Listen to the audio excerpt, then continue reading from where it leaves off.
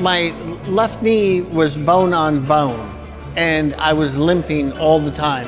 I didn't notice it. My friends noticed it. My wife noticed it, and they said, "Tommy, you've got to do something. You've got to have something done." So I went to see Dr. Sabisma. We tried some steroids the first time, and they lasted about a day. It was really nice for that day.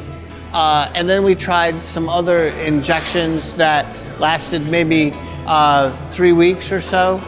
But then Dr. Sabisma finally said, you know, it's time, I think, that we just need to have this surgery. We need to replace the entire knee. And I said, yes, let's do that, because I'm tired of limping and didn't want my hips to go bad as well.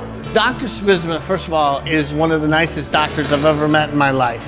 He is completely knowledgeable, he's friendly, he's on time, his staff is absolutely fantastic.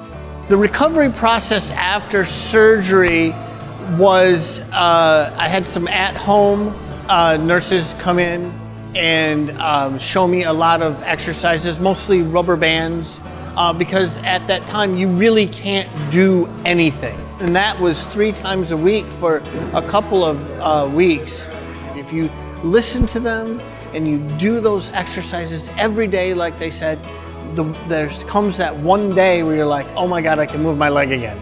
I really am kind of a big outdoors person. When we hunt, we walk miles and miles and miles all day, every day, carrying packs, carrying your gun, and I can do that now. Lakeland, for being a regional healthcare system, is probably one of the finest I've ever been to. Everyone says hello, everyone tells you their name, you know exactly who they are and why they're there. It's a fantastic experience when it's probably the worst time of your life.